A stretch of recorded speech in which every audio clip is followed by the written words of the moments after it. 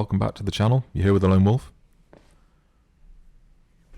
I thought today I'd review an article from a blog called thepopularman.com. It's written by a dude, and the article's called "Why is Dating So Hard for Guys?" Updated for 2021. What's new? As a dating coach who works with men, I've heard one question asked many, many times. Frustrated, lonely and disappointed, my clients and many male friends, family and strangers ask, why is dating so hard for guys? First, I like to remind everyone that dating is difficult for everyone these days. Women have just as many complaints. Some of the complaints overlap, but there are certainly difficulties that are unique to both sexes. This article is going to focus on why dating is so difficult for guys as I examine the challenges that uniquely impact men. I have no desire to revel in bad energy, negativity or toxicity, so I'm not blame women as some authors do, nor blame men. This also isn't meant to be a pity party to justify whining or blaming. Blah blah blah, stoicism. Okay, whatever. I want to start out by saying that yes, dating is objectively hard for guys right now and is harder than in the past. A recent survey, for example, revealed that 28% of men under 30 are essentially dateless and sexless, and not by choice. The number of women in this scenario was only 18%, suggesting that men seem to have it harder than women in this regard. Also, to show you how bad things are in 2020, in 2008 only 10% of men reported being celibate in this way. This is an almost 300% increase in just a decade.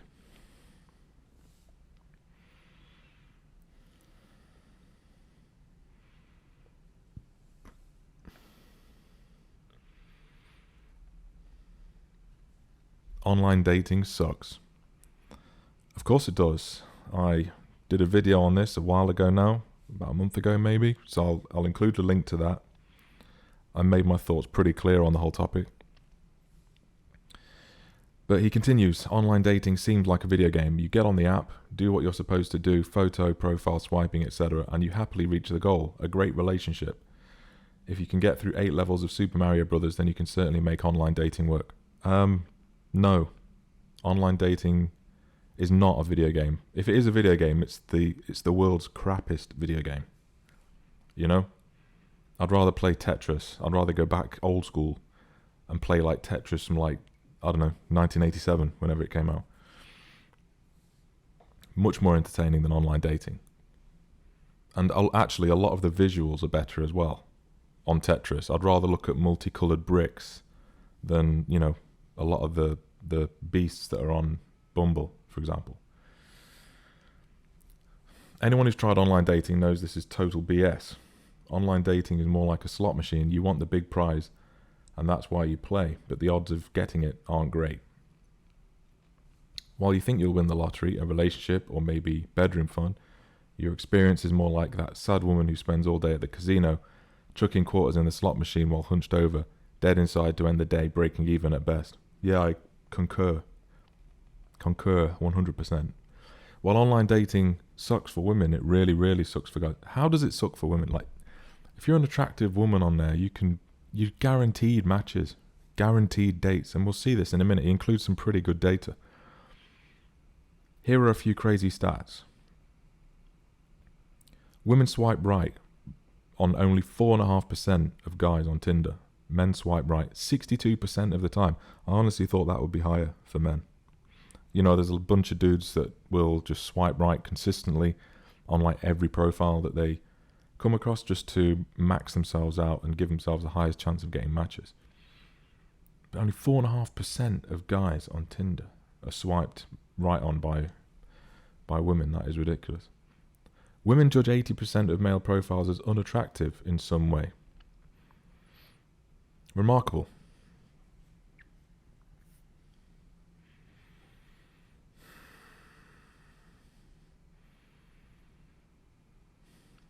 %70 of Tinder users reported never going on a date. If the average man under average conditions wants to be 99% certain he'll receive a reply to a message online, he will need to send 114 messages. Women only have to send 25. Yes, read that again. No, I believe it. Women only have to send 25. I honestly thought that would be a lower amount for women. I mean, I'm actually impressed that that's as high as it is.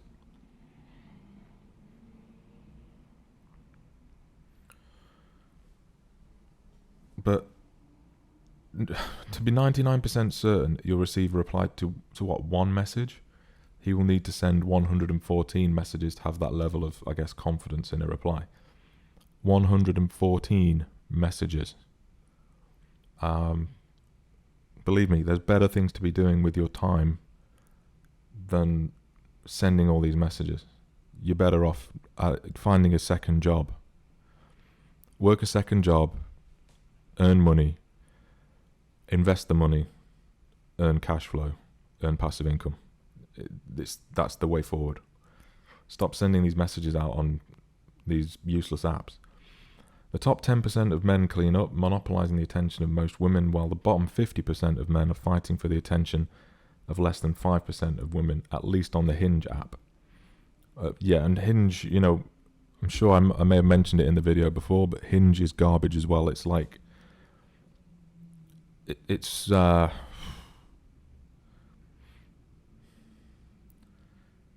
in one study where an attractive woman swiped right on all men, she got 600 matches in 4 hours. But yeah,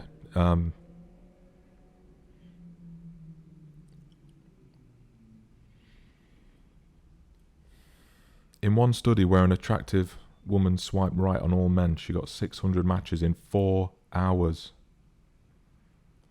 This shows how competitive these apps are for men. It's a rigged game. It's stupid. You get better odds at the casino. Get down there and put all your money on black. You literally have a better chance of winning. And this fella has included, in this article, he's included actual stats as well. I believe we click on some of the links here. Certainly the top one, it links to a peer-reviewed scientific study. So he's got good sources, good data. But yeah, men and women have difficulties dating, guys. He says. I think he's just covering himself at the start of the article, but yeah, when a woman can just come along, if you're remotely attractive, you can come along and get 600 matches in 4 hours.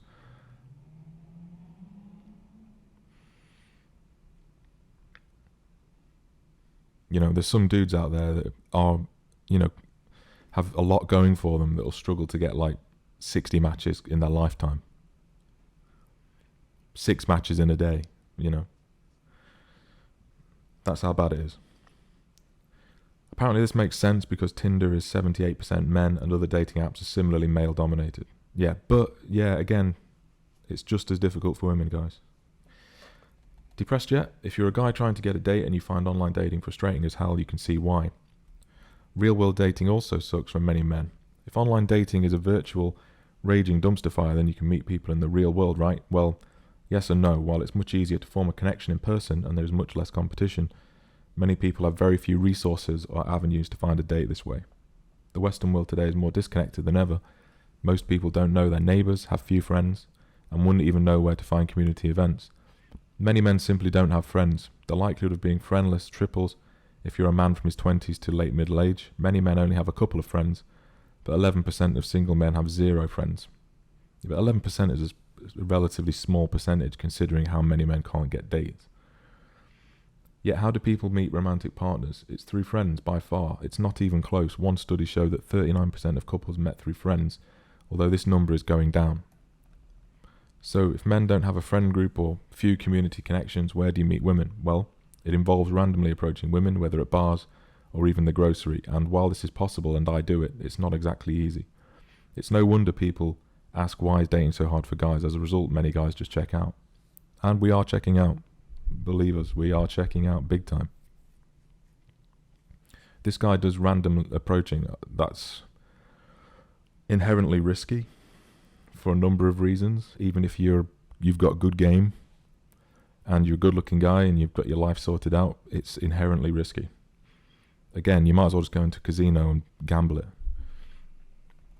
The Also Me movement. For those unaware, the Also Me movement is an anti-sexual assault and anti-harassment campaign that focused especially on eradicating those behaviours in the workplace. One positive aspect of the movement is that it has drawn attention to toxic workplace behaviours of some men. However, from a dating perspective, it's also created additional dating hurdles and challenges for good men who have never engaged in harassment. It's made many men reluctant to engage women even in an appropriate manner in environments where they previously would have. In addition, many workplaces tighten rules which make trying to date there dangerous for one's career. Many couples in the past met in the workplace. One study says 15%. In the current climate, those numbers will certainly decline, and men and women will have lost another avenue to potentially meet their life partner. This will inevitably cause more men to rely on online dating, which, as I just mentioned, sucks. I like that paragraph. Very good. Adequately sums up the whole situation. She's just not that into you.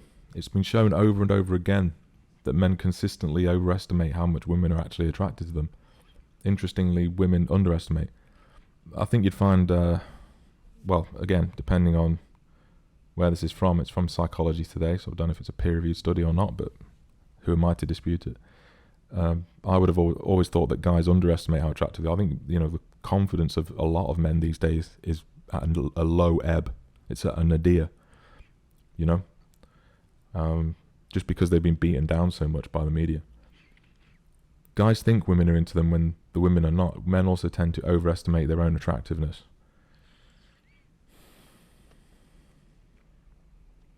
I always joke that most women I know can have 30 guys messaging them and still wonder, am I attractive? I highly doubt that. Highly doubt it, especially when you consider Instagram, all the likes that they get if they're remotely attractive, all the free attention. That it blows the ego to stratospheric heights. Whereas a guy can have one woman smile at him in a month and think he's God's gift to him. I've never met anybody that would think that. Even the prime alpha males. I don't know any that would believe that from the attention that they would get. They would never think that. As he is using his 10-year-old T-shirt as a napkin to wipe out. Bizarre. Like, who does he associate with? Why does this make dating difficult for men? First, many guys think they are a catch when they clearly aren't. Even what they might think are selling points, e.g. having a job, only being 30 pounds overweight, above average height, having their own place. Well, they are selling points. If you have your life together, if you have your own place and have a job, that's an achievement. A lot of millennials especially are still living at home with their parents. It's difficult to have your own place and pay for it yourself in the modern era with the wage stagnation that we've seen in society. It is an achievement to actually have your life together and be established and have a career and have your own house, your own place, or whether that's renting or mortgage. And being above average height as well. So all women want these tall guys. I think, I don't know what the statistic was, but I think if you're like 6'4" or whatever, you're in like the top 14% of men. So actually, yeah, being above average height is a selling point. But he's negating that. He's totally dismissing that. He says it really just makes them average or invisible to most women. But it's like, hey baby, I have the bare minimum society expects of me going for me. Let's chat and then go get a Little Caesars pizza on me. Bare minimum society expects. These are difficult things to achieve. I think he's being really dismissive of actually, qualities that can be difficult to obtain. Like, if it's height, you can't really do much about height. Second, guys look at the behaviour of women in their lives like smiling, laughing, and even talking to them as a green light for a date. They perceive friendliness, and sometimes forced friendliness like a cashier, as a romantic interest when it clearly isn't. Women have many options. If you spent a year desperately looking for work and sending in resumes, then got one offer, you would be over the moon and instantly take it. However, if you were flooded with employers calling you daily, not only would you not send out a bunch of resumes, but you would sit back, take your time and pick the best. Beautiful women have options. They have countless men sliding into their DMs, hundreds of likes on Instagram photos, matches numbering in the hundreds, and even thousands on Tinder and Bumble, and get hit on when walking down the street. Yet in the end, they might have a crush on their boss and stay in most weekends with their cat because they don't even like most of the men in their lives. Don't believe me? Check out the photo on the right, taken from a real Tinder account by us. 25,000 likes on Tinder. Also refer back to the study I mentioned above where women can get hundreds of likes in a few hours. Again, this is why you should not use online dating. It's insane. All you're doing is pouring gasoline on the fire. You need to walk away from this garbage. In one fascinating experiment on OkCupid involving fake profiles, even some of the least attractive female profiles got more messages than the most attractive men. The least attractive man got 0 messages over a 4-month period. The least attractive woman received 11. So even the not so beautiful women have some options, even if they might not take them. The ugly and below average guys might not even get the chance to be rejected. But aren't the ratios even? Isn't there one guy for every girl? Well, kind of, but that's like saying there's enough money in the world for everyone to have a certain amount. The economy works a lot like the actual economy. Extreme inequality. Yeah, it's Pareto principle comes into play here. As I mentioned earlier, in the 18 to 30 age bracket, 28% of men are involuntarily celibate, while only 18% of women reported this. If you ask, why is dating so hard for guys, part of the reason is because a lot of men want to get laid and aren't. Those numbers clearly show some men are monopolizing more than one woman, while other guys are getting nothing. Also, when you look at the data from the online dating app Hinge, I also referenced earlier, the top 1% of men received 16% of female likes. Yes, Pareto in action. In addition, the bottom 50% of men got 4.3% of female likes. These stats are absolutely insane and blow any notion of equality in dating out of the water. The 1%ers of attraction clean up just like the 1%ers of wealth. To make this clearer, based roughly on the data above, imagine going to a party with 100 single men and single women. In the room, one guy has 16 women talking to him, 9 other guys are talking to 36 women, and you have 50 guys standing around with 4 women showing interest in them. Pretty good analogy, to be honest. The point here is that there are a lot of guys out there competing for the attention of women, and most of them are getting lost in the noise. Even if you are an amazing, attractive guy, for real, not perceived, she might not even see your message because of all the losers crowding her inbox. Modern men just aren't measuring up. Another reason dating is hard for men is because modern men just aren't as attractive and dateable as in the past. Women typically date men who are higher in social, educational and financial status. They also are generally attracted to men who are assertive, muscular, dominant and ambitious. At the very least, men with these traits end up dating a lot of women, largely because men with these traits are bold and take risks. And modern guys just aren't very dateable based on all of this. For example, more young men live with their parents than young women do. Men are less educated than women, and rates of obesity among men are skyrocketing. But not women, right? The rates of obesity are going up like you just have to tune into Bumble and Tinder and the apps. It's insane. You can easily say at least like 80%, at least 80%. Certainly if you look at the 30 and over age bracket. To say that it's just obesity is just affecting men is just and you're not acknowledging obesity in women. Joke. All of these factors mean that among men, testosterone levels are at all-time lows. Yeah, that's a big problem, huge problem. Men with high testosterone are more likely to have the traits that women find attractive. While this means higher T guys will clean up, it also means that dating is more challenging for the average guy. In short, a lot of men are more boys than men, and let's be honest, society encourages this at all points in a guy's life, including being in an educational system that punishes creativity and students that won't sit still for 8 hours. 100% agree with that observation. I was sitting at a restaurant a few days ago and this 20-something guy was going off about some topic. He sounded whiny, took life way too seriously and came across like a middle schooler. The woman with him looked bored and even talked louder and looked in my direction as if to say, "Help, this boy is bothering me." Also, I should add that not only have the number of people on the autism spectrum increased in recent years, but more men than women are on the spectrum, which means a greater percentage of men will struggle with the mental and emotional processing necessary to make romantic connections. What's the solution? I know this sounds like bad news, but there is a light at the end of the tunnel. So we know online dating is tough. Women are picky with options. It's tough out there. And guys just aren't measuring up. So let's imagine you're training for a marathon and you twist your ankle at one point while training. Your running buddy flakes on you a lot and it rains for 10 days straight leading up to it. You can choose one of two paths. You quit and then bitch about it, or you rise to the occasion in each of those cases. Any guy can improve himself in a multitude of ways. Most aspects of your life can be transformed to be the man a woman craves and desires. This can include losing weight and getting in shape. Muscularity is important. Developing a more assertive personality, changing your body language, learning to flirt, projecting power, and more. For many guys, it may mean practicing and developing various social skills that men in the past found came more naturally. Remember, no one is owed a date. Just because you think you're awesome doesn't mean a woman should date you or give you attention. If you truly want to date the women of your dreams, become the man who is worthy of their time and attention. Will it involve hard work? Probably, but how badly do you want it? I've seen these changes not only in myself, but in my clients. I used to be a boring, dateless, nice guy who changed his ways and now dates beautiful women. Where's the receipts? And the traits that help you become more attractive, charisma, boldness, dressing better, etc., will always spill over into success in other areas, including your career. Yeah, and he's going to push his books and stuff. Okay, great. Yeah, mixed messages. I mean, the stuff he's saying about improving, your body shape, losing weight, developing a personality, changing body language, projecting power and things like that. I mean, yeah, obviously you should do that, but do it for you and not for the dating scene. You've got to do it 100% for yourself. And if any attention comes your way from the opposite sex, then that's a bonus. Just take that as it comes. Let's have a look at the comments. Oh, look, the first comment is a brother. It's a brother. If your life is hard, you need to stop dating. Best decision I ever made was to eliminate women from my life. Goodbye to drama forever. Freedom feels great.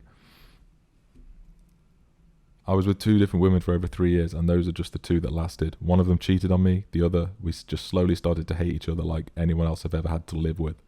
I've given up dating and relationships. Every time I start feeling a little too lonely, I remind myself of all the feelings that I know I can't tolerate and simply come with me. Okay, yeah, again, another person who's just walking away. Let's find a few more. Women today have too many very high standards when it comes to men. Grow very old all alone with your cat. Michelle says, I met a guy who was average. I guess he is divorced and had 2 girls, just lost his job. I would say I'm very attractive and have a good job. I'm kind, loving, but I just want to be happy. I don't put pressure on. I have endless tick list. I'm laid back and fun. Love the physical. But no, he's not sure this keeps happening. I don't think it's the... Well, yeah. If you could construct a paragraph properly. Jeremy, while I would say that women don't often give a guy a chance unless he's like absolutely perfect in his interactions, I think that oftentimes a woman could give less outgoing men the benefit of the doubt sometimes in interactions, not for the sake of the man, but for their own sake. I would argue that many decent guys get judged quickly and are passed over by women without even getting a real chance. I hold no malice, and I'm trying to be as objective as possible in my statement here. The thing is, I'm 26 and have never been on a real first date or had relations either.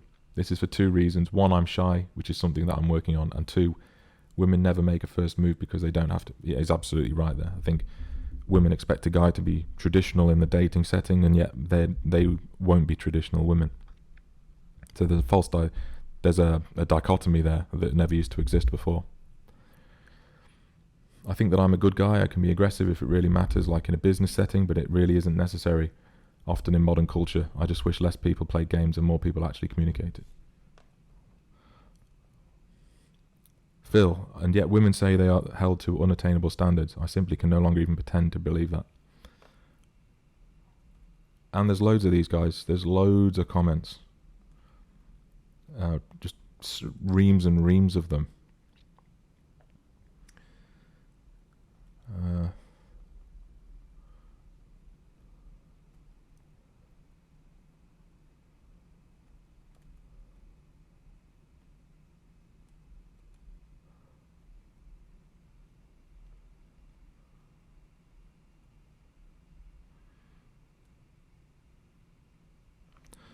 Hecklen. Well, I'm curious how I can reach this elusive state of decency. It feels impossible. I'm 29 years old and currently live with parents with plans to move out soon. However, I have multiple degrees, including a law degree under my belt, as well as debt paid off and a very decent starting salary as an economic policy analyst. My self-esteem is low, but others generally consider me handsome and at least mildly attractive. I'm also in shape and an intermediate stage weightlifter, so I do take care of my health. Well, that's not enough to build a life with a woman, apparently. The women who've expressed an interest in me are either morbidly obese or recently separated with 3 kids from 3 different fathers. Can't even find an average girl. I've given up and started investing all my savings since I've got no one to build a life with. The silver lining is that I'll have the wherewithal to pay for care when I'm no longer able to physically care for myself. That guy has Zen-level clarity around what needs to be done. He's accepted the situation for what it is, understands what he must do to optimize his chances of having a good life, and he's taking it forward, walking away, and it's good to see.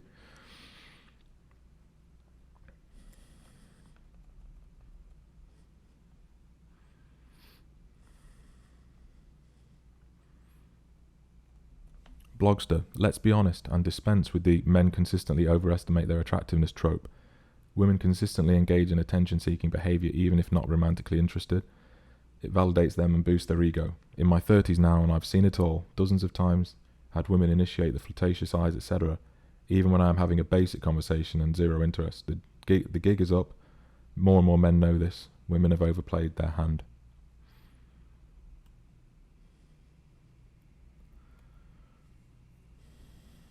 So there's a bunch of these like RP comments on this blog. I'd say the majority.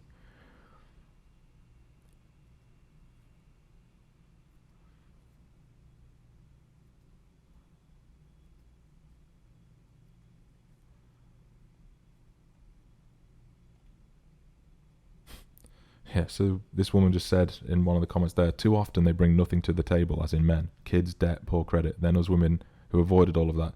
Ha, what a joke this is, says Jim. Most women are on welfare with a bunch of kids by different fathers and have to live Section 8 because of debt and bad credit. And that social safety net is brought to these losers. Compliments of men's labour being taxed by, I guess means the government there. Jeremy. And we'll end it with Jeremy because it looks quite promising. This point goes both ways. I have no kids, no debt, good credit, bachelor's degree, supportive personality. The problem is that I've never met a woman who I could carry on a meaningful conversation with about anything.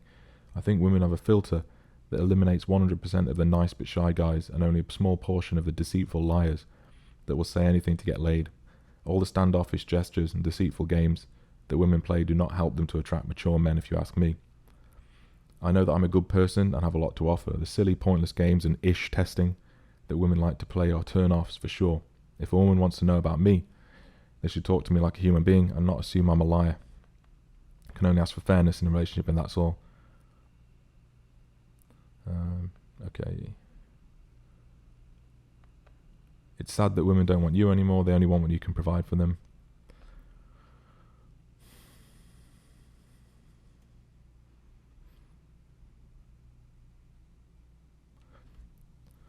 Woman here who stumbled on this site due to a Google search about me being uncertain. Some of the comments posted made me disappointed in my own gender. That's a refreshing take. A lot of women are very materialistic, and I don't blame half of you for never dating them. There are some gems out there, just like how some of you are saying you're just as great. However, I'd like to know how men can't express their feelings about what they want once they're being directly asked the big fearing question, where is this relationship going? Trust me, no signals or clues were used when I directly asked all of my male partners.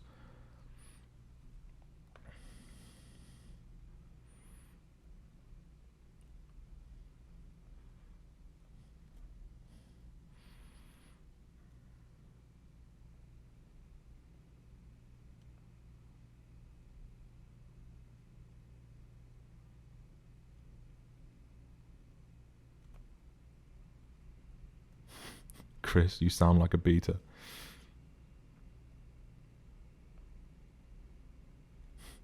Yeah, this guy's getting so much abuse. Anyway, I'm going to leave it there, guys. I mean, I think the article is quite interesting. He uses a lot of data, but I think he underplays a lot of what's going on and undervalues a lot of, good men out there. And yeah, at the end of the day, we're always going to keep going our own way and taking care of ourselves and improving ourselves from a personal development perspective. So I hope you enjoyed that, and I'll see you in the next video.